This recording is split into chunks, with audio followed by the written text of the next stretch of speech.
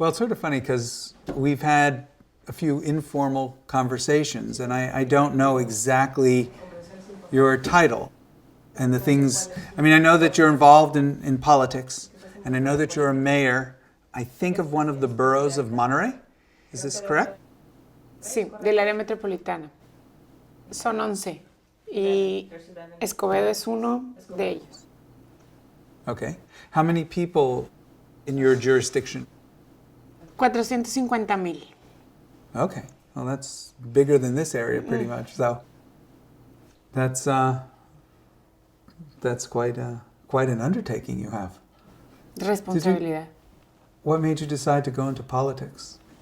Tratar de cambiar la realidad de la comunidad. Tratar de ayudar a los que necesitan más. Y nací en eso. Mi familia es como la parte del que platicábamos en los días pasados de el área que yo creo importante atacar o atender, la fábrica de la violencia. En mi casa hubo fábrica de político. Mi papá era político, mi abuelo era político. Y yo no quería ser, pero terminé la escuela y mi papá me dijo que había cumplido su responsabilidad de darme estudios y que no seguiría manteniéndome hasta que hiciera lo que él quisiera. Y yo no quise hacer lo que él quería. Y me puse a trabajar en varias partes hasta que llegué a este municipio. Fui a trabajar unas horas para sobrevivir y luego irme a trabajar a una empresa privada como ciudadana y me di cuenta que podía hacer mucho adentro. Desde una señora que esperaba mucho tiempo y que le ayudé a que no esperara tanto, hasta establecer su área jurídica, si tenían acta de nacimiento, la papelería en orden legal. Iba a salir a las 3 de la tarde y salía a las 12 de la noche. Entonces, de ahí ya no me separé. Sábados y domingos y 24 horas. What was your education before? Leyes y luego hice una maestría en Derecho Público y en Gobierno Municipal. Are you a lawyer also? Uh-huh. Ah, okay. Did you ever practice law? Poquito. No me gustó. Okay. It's interesting because in some ways, law and politics are interesting bedfellows, interesting partners. Debieran ser. Mm-hmm. Para mínimo hacer lo correcto. So why didn't you like law? Porque había corrupción. No me gustó. And you Y felt creo que puedo ayudar más. Hay dos áreas en el gobierno. La que hace leyes y la que procura bienestar. Y me gusta más esa. Uh-huh. Okay. Well, as we've spoken, I know that you have a lot of deep thoughts about being involved in politics. Inherent in politics is the possibility of great good or great not so good. Mm-hmm. And there's a balance. And with a lot of politicians that I've met, they don't quite look at it that way. They see them as mixed together. But you don't, which I like. I think that's very good.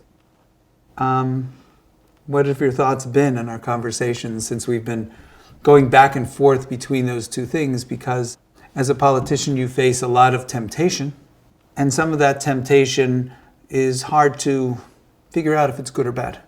And then other parts of that temptation are bad, but a lot of people do it. And then there's some parts of the temptation that are just completely bad, that I think everyone agrees they don't want to be involved with. So what are your thoughts on what we've spoken about? Que yo sabía que el estar en donde estoy merece una gran responsabilidad por la confianza que me otorga los ciudadanos.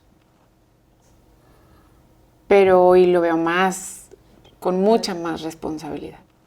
Porque además de lo que yo veía antes era no quería defraudar a los ciudadanos. Quería regresar a ser ciudadana y que no tuvieran rencor conmigo por haber hecho algo que no les hubiera gustado. Pero ahora voy a regresar a ascender, ser ciudadana. Y eso va a ser una gran responsabilidad desde hoy. Si le pusiera números sería, yo sentía una responsabilidad de 70 y hoy de 100, porque sé que tengo que hacer un gran papel, pero además puedo demostrar que no todos los políticos somos iguales, como los que conociste. ¿Cuál es el rol ideal que debe de jugar el ciudadano en una sociedad y el gobierno como herramienta? It's an interesting thing because there's no such thing as a government. A government is a structure that's inhabited by people. How the government works, the strength of the government, really depends on the people that inhabit it, that populate it. So the level of civilization of a population directly affects how the government is utilized as a tool. So independent of what type of government it is, people have the ability to bolster that government up and make it something that's very noble, or not and make it something very oppressive. So it really all rests on the nature of the population itself, how they experience what it means not only to be human, but in the case of Mexico, what it means to be Mexican, what it means to come from Monterrey, what it means to be in their specific community, and what it means to be in their family. All of these things are important. So by having things in society that build those things stronger, the government will follow. But government's always an effect of the citizens. And it's one effect of citizens. It's my belief that citizens should have a very active citizen role in civilization. It's unfortunate that a lot of people in government systems, that is, people who are the governed, believe that somehow civilization will come from the government. And that ideally they could be totally passive in their lives. And things like justice and civilization and compassion will just effortlessly exist. So an education needs to occur.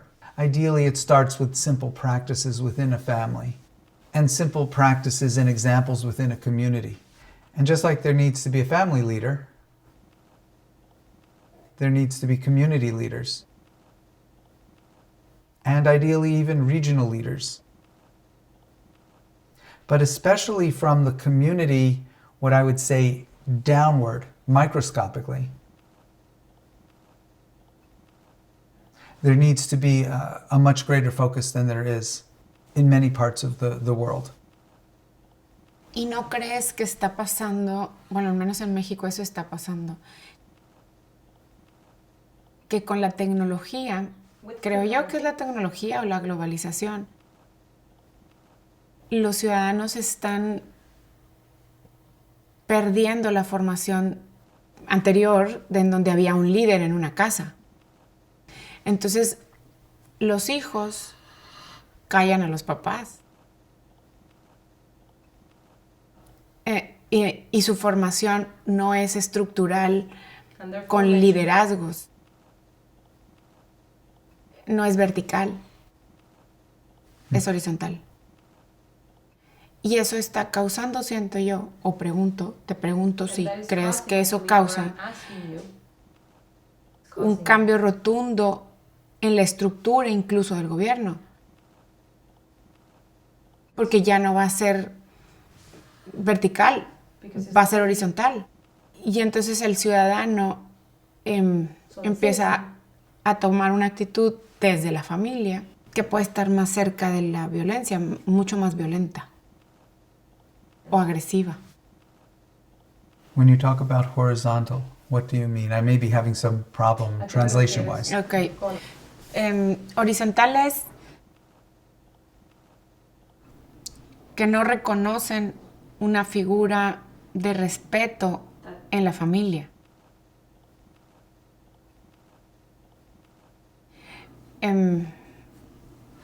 Con respeto me refiero al líder de la familia, que en México siempre había sido el papá. Y con los cambios de la sociedad, que un factor es la globalización y otro factor es la incursión de las mujeres en la vida laboral, eso ha permitido, esos dos factores y algunos otros, han permitido que no haya respeto, a eso le llamo horizontal. Respeto del ciudadano hacia la figura del papá en la familia y tampoco del gobierno. Porque hay una falta de valor, o sea, de reconocimiento de valor del político y del ciudadano. ¿Tú crees que eso haga más violento a la sociedad? What you're saying reminds me of a quote. I don't have the quote completely, but it's always fascinated me. The quote essentially says, the person who's saying the quote, he can't imagine how society will be able to be run, have any sort of order with the youth of today. That they're disrespectful of their elders. They speak when they're not supposed to speak. And he goes on and says several things about that. And this quote comes from something, I think the year it was said is something like 500 BC. It's an age-old problem. And societies struggle in different ways. But I do think there's something that has happened in the planet that makes human history different. If we continue as we've continued for thousands of years, we won't end up in a place that's nearly as good. It won't nearly be as good as if we create a radical change in the way we bring up our children, in the way we view communities, and in the way we view nations. Way back when the family unit had a head of it, the father, almost by necessity. If that weren't the case, there was so much work that was required to feed a family, and that if the father wasn't there, the family wouldn't have a good life. And communities really had to work to have their substance. If they were a farming community, they had to do a lot of farming just in order to sustain themselves. And even the same thing with nations, kingdoms and nations. But now with technology, humans have to work far less to be able to have better lives. So some degree of respect was required for survival in the past.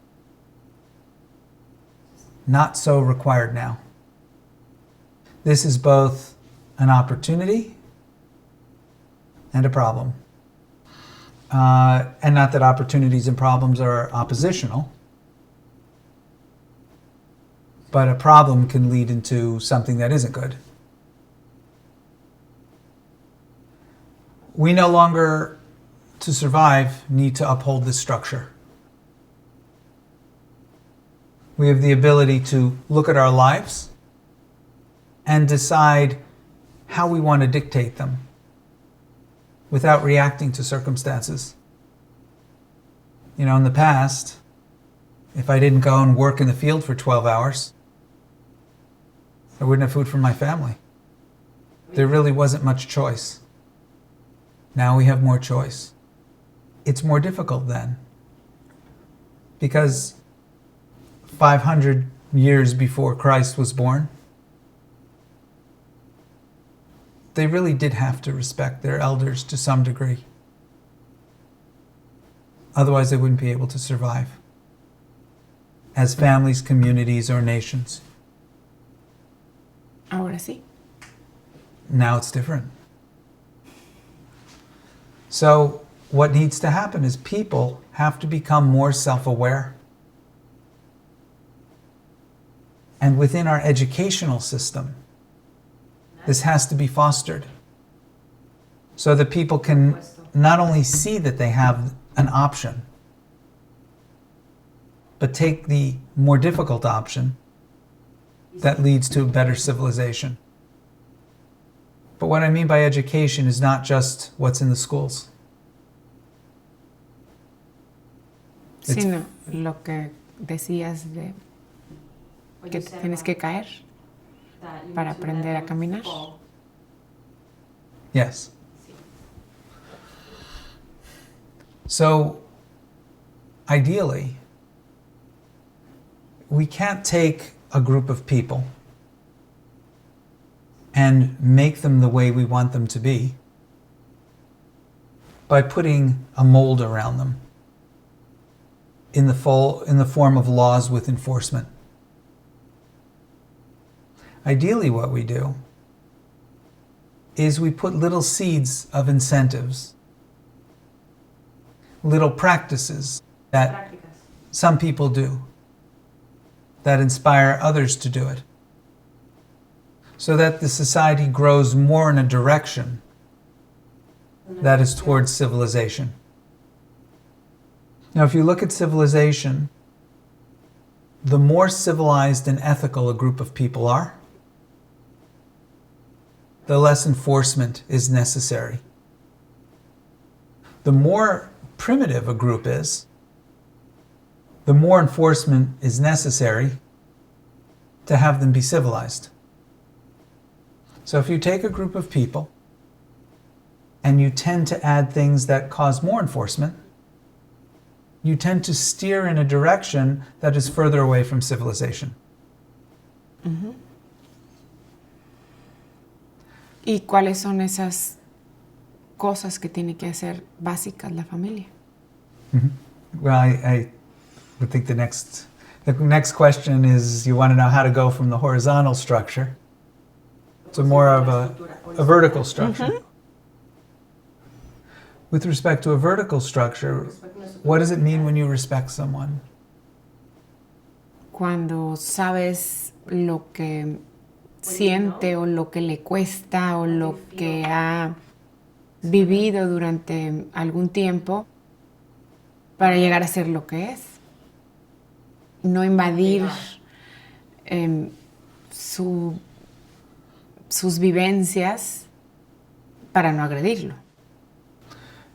How does a 16-year-old, a person who's been on the earth for 16 years, understand what it means to go through 30 years of hardship? Sí, no sabe. Sabiendo que cuestan las cosas, que cuestan en tiempo, en esfuerzo. Supongo que enseñándolos a reconocer el esfuerzo que se hace cuando tienen comida. Y como hay gente, mis abuelos o mis bisabuelos no podían tener la comida tan fácil como ahora ellos lo tienen. Supongo. Pero eso no es tarea del gobierno. ¿O sí? I've always been interested in how children learn effort strategies. And there are certain things that a little difference makes a big difference. For example, some children get allowances. And the children think of those allowances as money that comes to them because they're the kid. And they live. If they look at the money in exchange for chores that they do, and there's a standard number of chores that they need to do for their money, and if they do those chores well and do more of them, they can earn more, then the allowance becomes a different thing. I find children that are paid allowances just because they're children grow up to feel very entitled, often, and want an allowance from the world. Children that learn the earning principle early on, even on a small level, where the household chores that they do should be done well, or they have to be done again, and the child can be even more helpful and gets more for themselves by earning more and being more helpful within the family, have a whole different view of the same thing. Money that they get every week. So that's part of the answer to your question, but you had other questions? I don't want to keep on talking, and I know it's harder with translation. Okay. Sí. Entonces, hay que educar bien a los hijos para tener una sociedad más violenta. I think it's important to understand what violence is. Violence is not the act, I believe. I believe violence is the intent. And as we had another discussion, I asked you a difficult question. If your little boy, who is 4 years old, you had said, had a high fever and was hallucinating and was running away from demons and running towards a cliff, and he's going to run off the cliff, would you shoot him with a gun in the knee to save his life? Sounds like an absurd question, but is shooting him in the knee like that a type of criminal violence? If your child is about to get run over by a car, would you push him out of the way? Is that push an act of violence? If you're non-violent, do you just allow the child to get hit by the car? The intent of people, if that intent comes from fear and ultimately hate, those acts are violent. If you're acting towards someone as if they were a beloved child of yours, often those same acts are not violent. So understanding the basis of violence is a tool. If you're going to go outside and chop wood with an axe, and you very gently take the axe, tap the wood, because you don't want to be violent. It's going to be a long time before you cut that wood. If you take all of your force and even maybe get your adrenaline going and hit that wood as hard as you can, you get the job done. Violence is a tool. It's not violence in the same way if the intent of it is love. ¿Y cuál es el propósito entonces de el gobierno como herramienta? That's, an interesting question. What is the purpose of government? If there are a group of people that have a common interest, that common interest can be understood and aided, furthered by a leader. You might say that that leader is a type of government official. To govern something is to control it. But government doesn't mean govern everything. If there ever came a day where the government determined what we wore, when we woke up in the morning, what we ate, and what we said, we would have a problem, I believe. So the question of government is what's being governed. Is it the actions of people? Well, if they're civilized people, there's not so much that the government has to worry about. If you have a family that's basically civilized, and not all families are, the government really doesn't have much place in that family. ¿Qué porcentaje de las familias crees que están civilizadas? It depends what level of civilization. Bueno, poquito. Well, before determining if the family is civilized, you have to determine if the people are civilized. As governments are created by people and inhabited by people, so are families. Smaller unit. So you ask what percentage of people are a little bit civilized. If I were to give a very broad definition of civilization, I don't think most animals are civilized. I don't think cats are very civilized. I don't think lions are very civilized. ¿Nosotros? Well, getting there. Maybe dolphins have a little bit of civilization. Okay. I don't know. I haven't studied dolphins so much, but I've heard rumors. Civilization seems to be the ability and actualization of an individual to look at the betterment of others beyond the betterment of their in-the-moment impulses.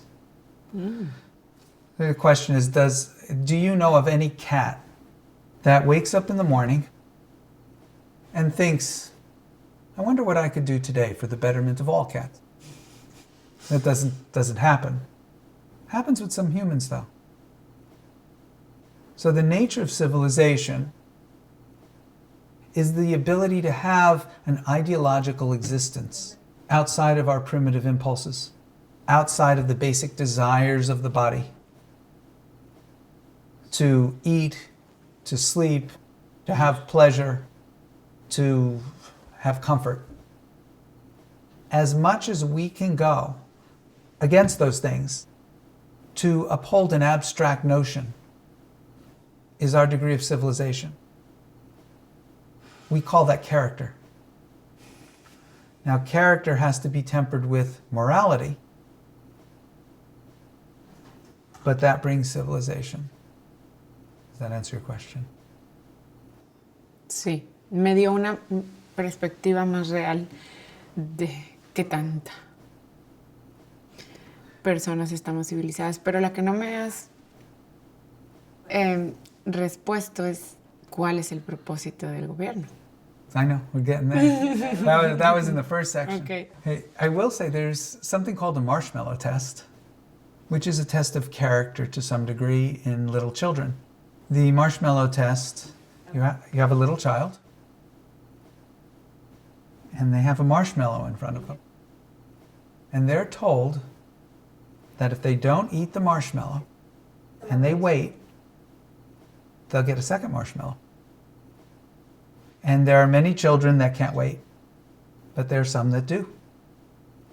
And the studies seem to indicate that those children that can wait do better things in life. Ultimately, if I were to think of what a government is to do, the type of government is best suited for the type of people that inhabit the government. If you have a group of primitives and you give them a very ideological form of government with no enforcement, it won't work. Primitives need to understand things of the body, things of the emotion. They need to have things taken away. That doesn't mean it has to be with violence. There are other ways of taking things away other than what you might call violence. Things intended by fear. So in order to figure out the exact function of a government, you need to understand where people are right now. And to some degree conform how the government operates amongst those people to how those people are, with the hopes of bringing them to a different level. I believe the function of government is to inspire order, but not necessarily to create it. Government is good when a group of people want a representative of certain ideas, ideologies, to interrelate with other governments. So for example, Mexico has its own currency, has its own set of cultures, has certain needs of the Mexican people with respect to culture, geography, and ideology. And there are no individuals that can meet the needs of the whole country without some organizing principle. So if Mexico wants to interrelate with the United States, whether it's people like President Obama or someone who's running for president like Donald Trump, two very different people, two very different attitudes towards Mexico, Mexico needs people to interact with them. And people that represent the interests of everyone in Mexico. And this is a wonderful simplification. If I'm the President of the United States and I need to interrelate with Mexico, I need someone who understands Mexico far better than I ever will. I can't possibly understand all of the countries I need to interrelate with to the depth as someone from that country, especially an elected official that is given, if you will, I consider it a sacred honor of carrying the interests of not only all of the people, but the nature and history of that country, and upholding that, interrelating with the other groups of people of the world, other nations. Pero esa es una función del gobierno. Pero si aplicamos el principio de que es un de que en México pudiera haber una sociedad primitiva y una sociedad más civilizada, los objetivos de esos dos gobiernos serían diferentes. Mm-hmm. Porque uno tendría que ver con lo del elevar el nivel de la sociedad primitiva y bajo unas herramientas, unos programas, y el otro haría lo mismo, pero con otros programas, porque la sociedad es diferente. It depends if the society wants to be elevated. ¿Y si no? ¿Y el gobierno sí quiere? O sea, si el gobierno sí tiene personas que quieren elevar ese nivel y la sociedad no. Then it sounds like those people are not doing well by the people they represent. That's a type of dictatorship. El que usa la violencia. Bueno, no, la represión. If I represent a group of people that I'm a vegetarian, and let's suppose I represent a group of people that all want to eat meat, but I decide because of my position of power, I'm going to elevate them and understand that's my opinion of what an elevation is. Take meat away from all of their tables. Make them all vegetarians. Such an elevated society it would be. I'm saying that sarcastically. It's not my right to do so. ¿Cuál es tu derecho? En ese supuesto. If I decide to take on the sacred mantle of representing meat eaters, I have to represent them as they would want to be represented. Now, whether it is how you define what their wants are depends on the system of government. A lot of people have changed the meaning of the word democracy. A lot of people think democracy has to do with freedom and a number of things like that. A more narrow definition of democracy is majority wins, which isn't very good for minorities. And the most popular idea is the one that stays. And other ideas that are more minor may never see the light of day to even try to become the majority idea. As a matter of fact, depending on how I execute that narrow definition of democracy, it could make sure that a society never moves. Because every minority idea or culture can be eliminated. Or, if we don't eliminate it by force, strip it of rights and viability. Entonces, cuando hay gobiernos que toman medidas populistas, aunque no sean las mejores económicamente para el país o para el gobierno que representan, pero son lo que la gente quiere, están en lo correcto. Well, the first question and the thing I'm working towards is how to define what the people want. Is it what most people want? The narrow definition of democracy, majority rules? Is it the nature of what the most educated people want? In other words, some people care and study what's needed.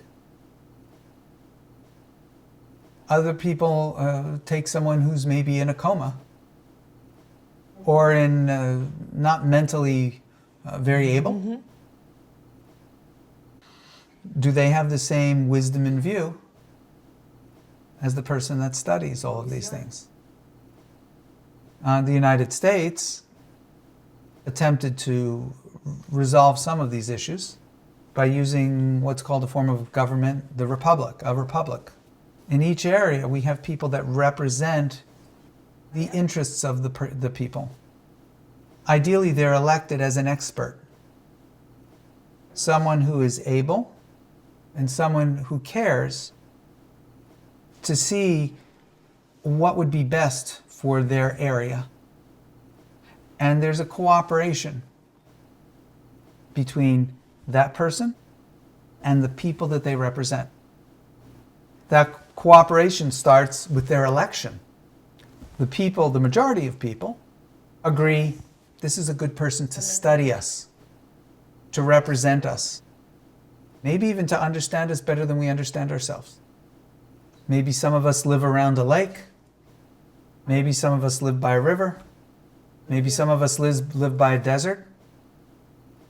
The economic principles of the region are best determined by someone who studied all of it. Not just the lake people, not just the river people, not just the desert people. So this sort of cooperation is the beginning. The government is a cooperation between the people who govern and the people who are governed. And the nature of that cooperation is part of the structure that makes a government one thing or another.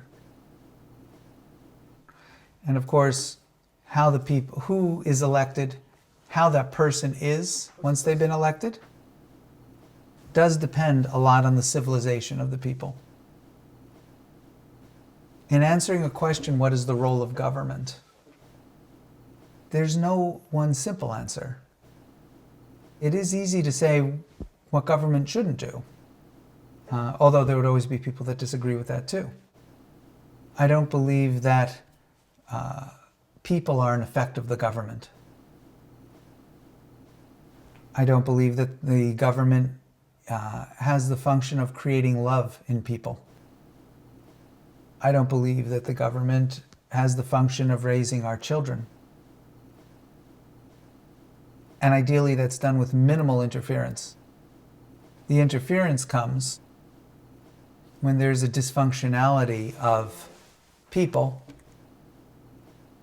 so that that upbringing hurts the children who are by necessity dependents. Entonces no hay una definición. Not one Hay que standard. hacer una por cada gobierno. I think one needs to understand the morality behind what is that government and what the objective of that government is. You know, if you ask a congressperson in the United States, what's the objective of their office? They might answer something like, to represent my constituency. But that brings the next question, how do you do it? What are the tools at the congressperson's disposal? And how do they execute their job? What is their job description? And this toolbox and the methods of being a congressperson are often not very well defined, or defined in a way that's not particularly appropriate to the interests of the people. And with modern technology, we could do so much more. As I said to you, if you look at all the governments of the world, how many of them have been formulated from anew, basic principles, creating an absolutely new form of government in the past 20 years? There are not that many. But yet our technology, our ability to have global communication, our ability to have many people that can communicate very differently than they ever have, is not incorporated into older systems. I would venture to say that most systems of government are antiquated in the face of modern technology. And that a radical redirection, a reformulation of most governments would be really helpful. But that doesn't have to be done with a revolution. ¿Cómo tiene que ser? I believe that civic organizations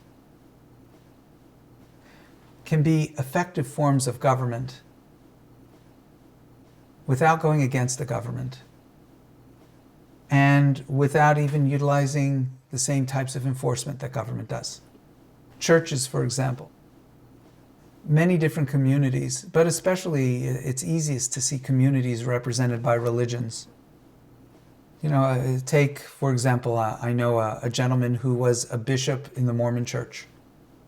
What's called a bishopric, which is the domain of a bishop,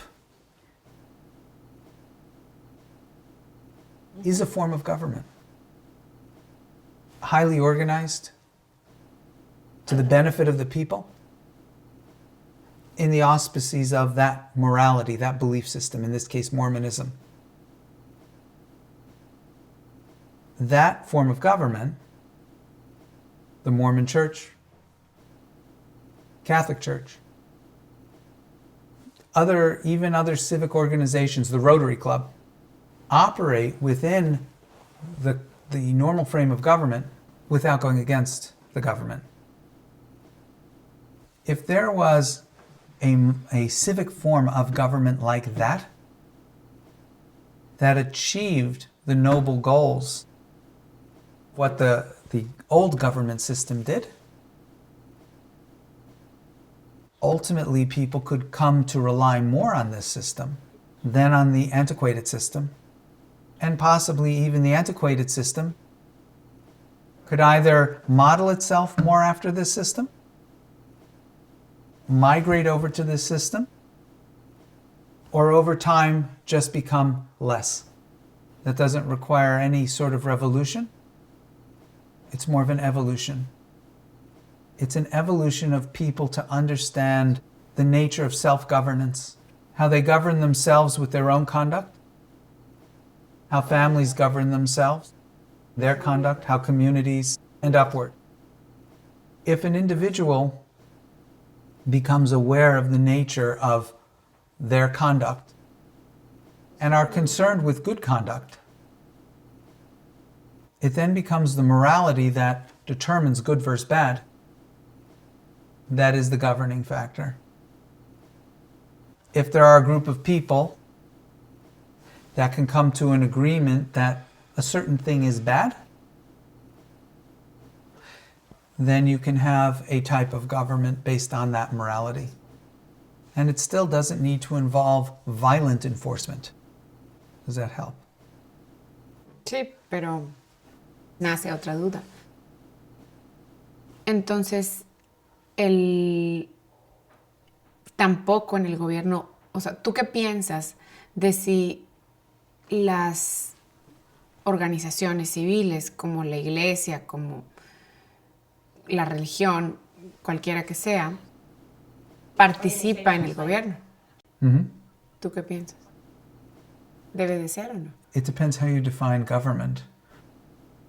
Right now, the way at least some of the government systems I'm aware of work, they propagate a more primitive way of living. In the United States, for example, politicians are often elected by people,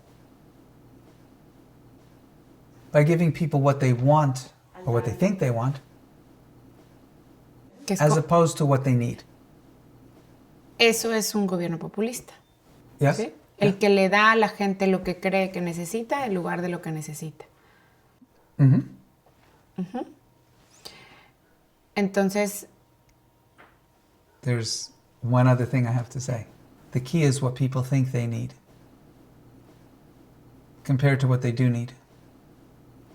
If they are primitive, if they're just worried about comfort and pleasure, they are not thinking of the greater needs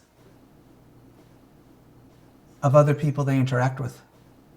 And that's the definition that I gave of civilization. uh-huh. If they are uncivilized,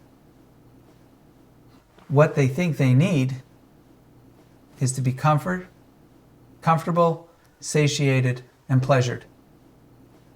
Very hedonistic in some ways. So really the key is the population's ability to think beyond their desires and to hold an ideology that represents some sort of morality. In the communities that I mentioned, the Mormon community, the Rotary Club, those have an ideology that sometimes inconveniences the individuals. But the individuals who truly hold that ideology gladly inconvenience themselves to uphold it. Mm-hmm. So it is about the individual having that understanding, not just the morality of the body, but more noble ideals of humanity. We have to inspire that in people. El gobierno. No, we as the people. We as people who bring up people. We who lead in the civic organization. Y el gobierno debe de verlos.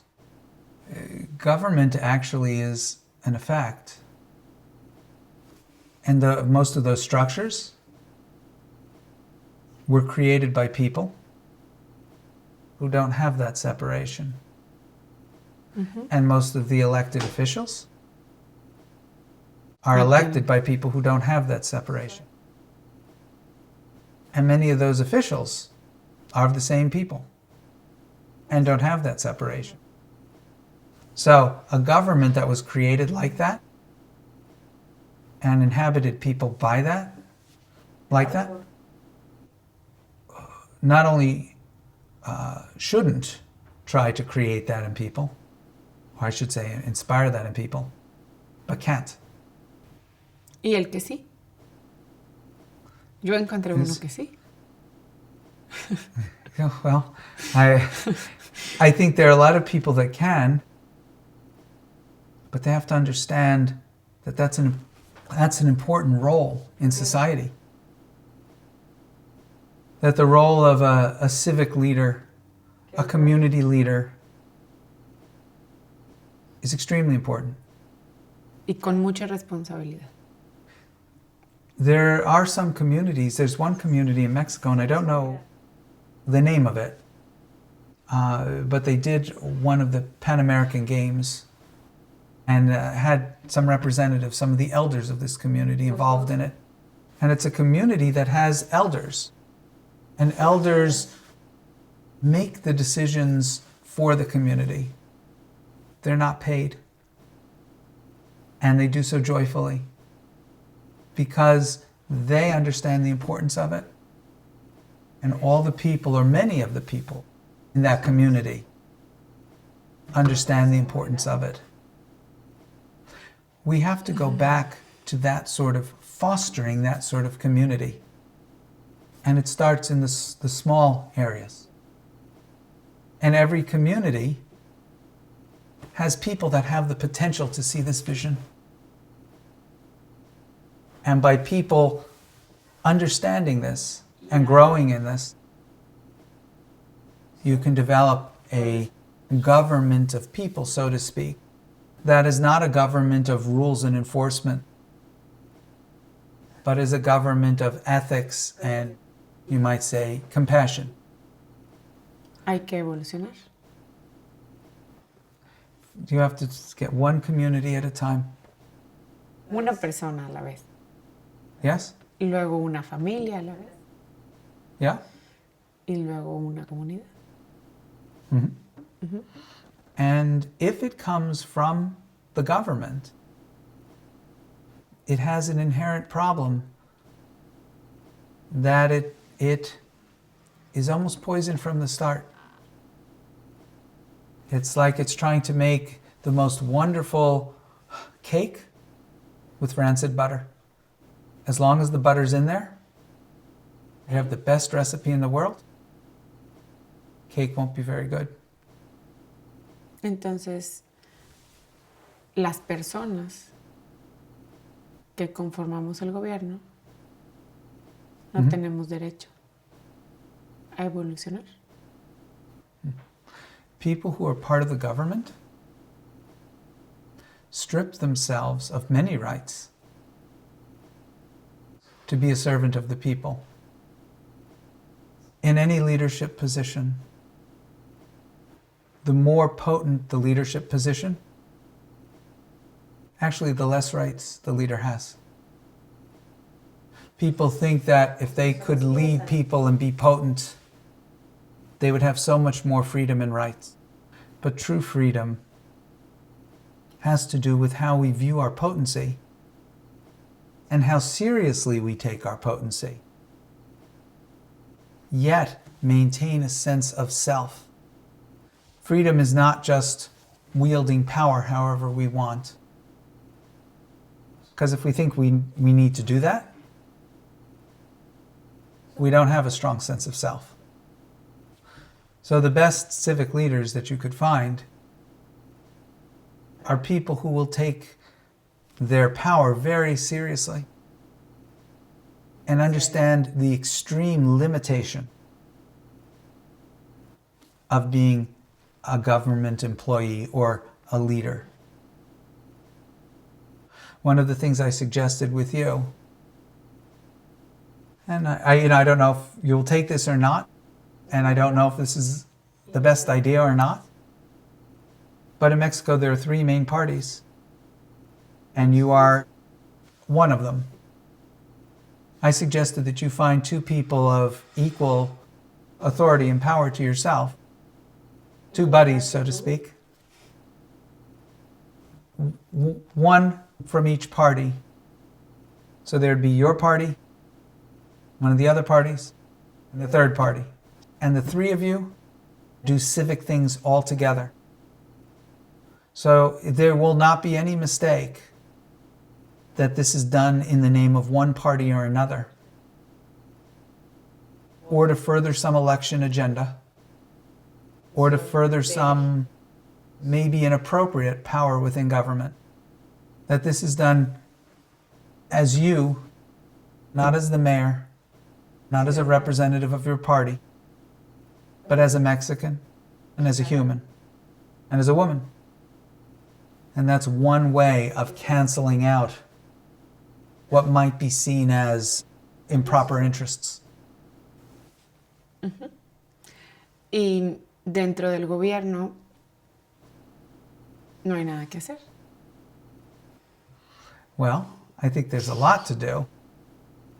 I think the first thing that government needs to do, and this is something, I think, a conclusion we both came to because you're educating me a lot about government, is that government needs to be made honorable. And that there are politicians that are honorable and others that are less honorable. And many of the politicians that are less honorable don't have the recognition or example to be honorable. That they would love to be honorable, they only understood it. So by a small group of politicians coming up with a document of principles that a person from any party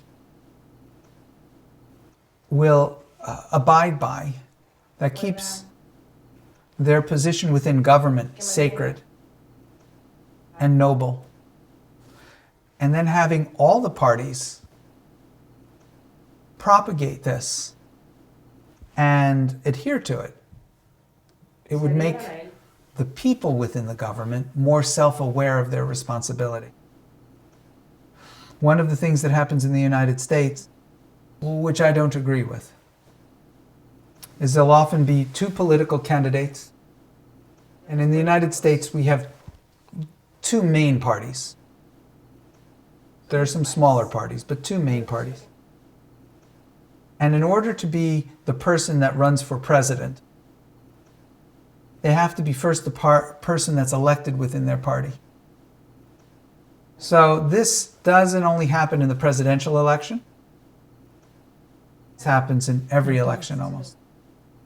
You'll have 2 or more candidates, and they will speak badly about each other. And they'll get their constituents, the people who want to vote for them, to really dislike the other candidate.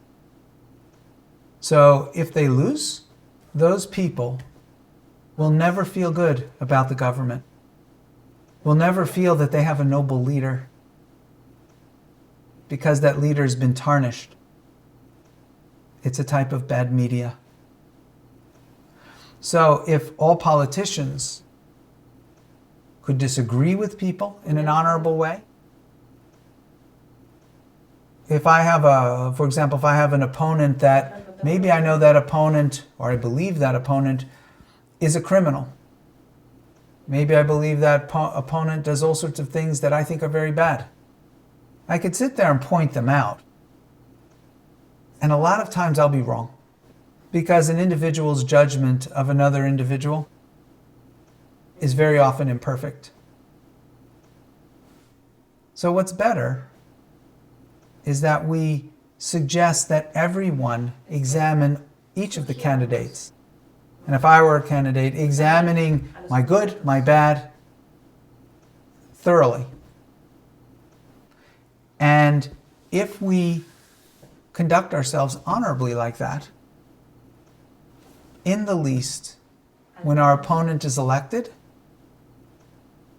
we won't have destroyed not only their reputation, likely with a lot of false accusations, but also destroyed each of the citizens' belief in government. It's hard to get elected if you don't smear the other candidate. But by smearing the other candidate, you destroy the sacredness of government. If you have a belief in the necessity of any government, it's better that it be an honorable government. Now, there are people who are anarchists who don't believe in government. And it's interesting, when I was a child, I was taught anarchism is bad. Until I met a professor in college who was a self-professed anarchist. And I found out that he was a very compassionate humanist. He didn't believe that government was necessary. And I don't necessarily agree with that at this point in time. In a very civilized society, government may not be necessary. But in the least, government as a representational device and a communications device is necessary now. ¿Y eso eliminaría la violencia? ¿O disminuiría la violencia? If people were to see examples, and something I had said to you, which is just my belief, if you look at what I would call good versus bad, if you have bad intended people, they're willing to lie, cheat, and steal, and do anything to get their ends, whatever they want. For people who insist on not lying, cheating, and stealing, they're at a tremendous disadvantage. So if you and I play some game, and I'm lying and cheating and stealing, I'll probably win. But amongst humans, there's an interesting counterforce to the chaos and additional option that someone who's willing to lie, cheat, and steal has. For many of us, especially if we have empathy, when we see someone do something noble, we want to rise to be that thing. I've seen people see a movie like Gandhi, and some of them say, I wish I were in that time. I would want to be part of that struggle. They don't realize that we have struggles like that now. 50 years from now, people will say they wish they were part of this time. But all they're lacking is a Gandhi to inspire them. And the force that good has against the chaos and extra options that bad intent has, fear and hate has, is that we inspire group action. Entonces, ¿tú crees que esta falta de civilización ha hecho que también tengamos carencia de liderazgo? I think it's the other, it's a system. I believe that there are a lot of people who are potentially world-changing leaders who don't believe an individual can make a difference. But when you see one man, one woman stand up to injustice, everyone that witnesses it is affected. It's no longer one person standing up to injustice. It becomes many people standing up to injustice. That principle, if that became more known, and not just known in idea, but really felt from the heart, that people are willing to stand up against injustice, without even necessarily the hope of resolving the injustice. See, the important value is not to stand up to injustice needing to change the injustice, to stand up to injustice because it's the right thing to do, even if you're not going to win. People look too much at the result and they say, I can't change anything. Shouldn't matter if you can change anything. What matters is how you conduct yourself. That separation between the primitive body and our ideology. That makes sense. If you have within media, within stories, within movies, within performances, this idea represented over and over again, I think even that would have an effect. You would start having leaders in little communities standing up for injustices. The interesting thing is they may not really be injustices, but it's better to have people stand up against false injustices than to have no one stand up and be apathetic. And in that scheme that we spoke about, going from apathy to fear to anger to what I would call noble character, you move people from apathy through these things where they're willing to stand up for what they believe.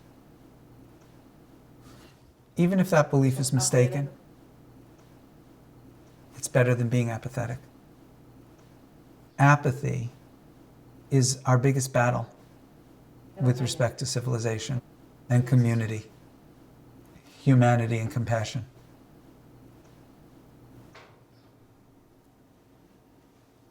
Sí. I'm sorry, I didn't mean to lecture so much. Sí. No, pensé que no. No es sermón, aprendizaje.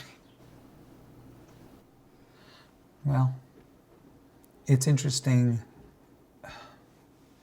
For me, it's been a very hard struggle. I also believe if it's not a hard struggle, I'm not doing enough for myself, with myself, about it. If there's something that I'm apathetic about, I believe it's a fault of mine. And I work to try at least not to be apathetic. It may not be the most important issue that I address with my life force, but it's not something of apathy. I feel that apathy is the exact enemy of compassion. Y es un trabajo duro, diario. trabajar en la apatía. Por la evolución que esto emocional representa en el ser humano. There are practices that help with that. I think I've been fortunate in my misfortune. I've always believed that the person with the least misfortune in their life is the most misfortunate human. Mm-hmm. As a young person, I had to make decisions at times. I had a very sick mom. I lived alone with my mom. So that in moments of crisis, at times I had to make decisions that affected her health. I found myself in that position a number of times in life.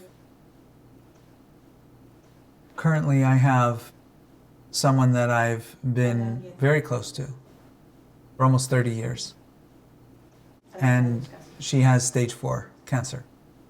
And there are many decisions that have to be made about her treatment. And it's come into my hands that I make some of those decisions. And with each decision, and one that I made yesterday actually, I had to imagine if I chose option A and did not choose option B, and option A kills her, how would I feel? And then I imagined choosing option B and not choosing option A. And if I choose option B and it kills her, how would I feel? So 2 nights ago or 3 nights ago, when I made this decision, and it was actually a number of options, I killed her twice. I'm saying that lightly but also heavily, because for me to truly weigh the decision, it depends how deeply I can accurately feel what it would be like to make that decision and have the effect of her death. And likewise the other one.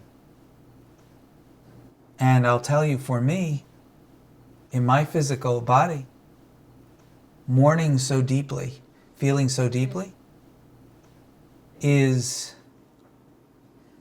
physically very difficult. And it's a practice that I've learned, that I've developed for me. And those sort of practices I feel are necessary, because when we are making decisions that are weighty decisions, we have to weight them appropriately, completely. So we have to be willing to understand how that affects other people, and as broadly as we can. And some of the courses that we offer teach people to do that, have people practice doing that, so people become deeper decision makers within their morality. You see, my understanding of her death comes from my life experience and my moral development, whatever that is. And it's different than anyone else's. So we have to learn from within our experience how to do this. Diario. And it turns out that there are very, very few, if any, small decisions. Because every single decision involves a principle. As an example of something that seems small, and this is an example I give, what I call the infamous empty toilet paper roll. You're in a building, commercial building, completely alone, and you use the last bit of toilet paper. And you don't need any more. To replace that roll requires, you have to get up, you have to go find another roll. It takes some effort. It's so easy just to walk out of the bathroom and not replace the roll. And some people might think no one will know. But you know. And if you don't replace that role, you don't know if there are people who ever will, because you're not living the example. By replacing that role, although you know some people won't, you know that it's well within human possibility for that to be done. And you have a belief that there are other people who do that too. By replacing that toilet paper roll, for me, the world becomes a better, more optimistic place. I make all people better by being better myself.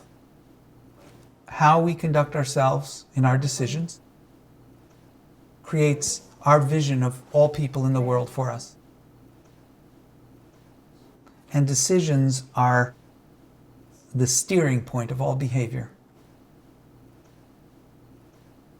So if you want to behave better, learn to make better decisions, deeper decisions, self-aware decisions, not acting on impulse or reacting. And that's the nature of character. Character is the tool we use to be able to transcend the needs of our bodies and then employ the other skills and tools of our belief systems, our morality, and our decision-making to be a better person. And by witnessing ourselves as a better, more noble person, our whole world becomes full of people who are potentially better. One example in one of our intensives, and this is the last thing I'll say on this, we call this a postulate. If I were a person that never lied, I would walk around in the world and assume that no one has ever lied. I don't know what a lie is. One day, I make the discovery that I can lie and get what I want. At that point, I've consigned myself to what we call postulate hell. Before I made that discovery, when I meet you, and whatever you say, I believe you. Doesn't occur to me you would ever lie. But now that I discovered the lie, everything you say, I wonder, is she lying to me? Now I live in a world full of people who are potential liars. The road to redemption for all the liars in my world is for me to stop lying. So now I know that anyone who is a liar has the option of not lying. And by doing that, I've created redemption in my whole humanist view of people. So both condemnation and redemption of people reside in our own behavior.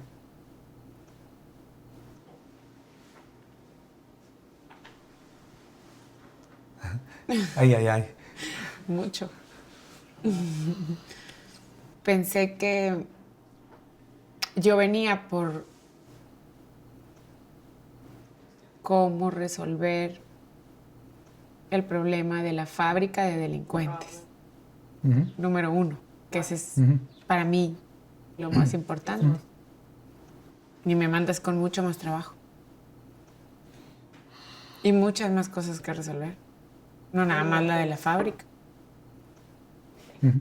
Y la fábrica es muy compleja, pues todas las demás. Well, creating the tools for all people to resolve that. Sí.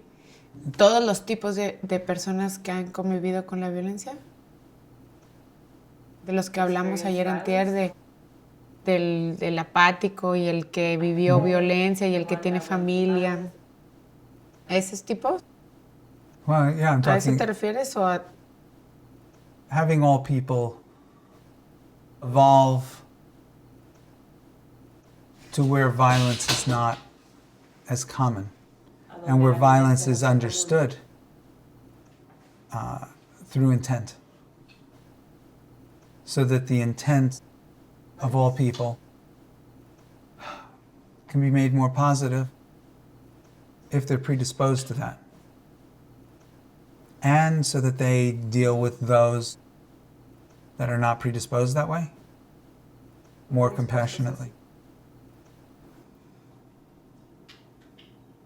Compassion removes violence. Sí, es un trabajo muy difícil. Yeah, it's hours a day, emotional work, and that's not your day job.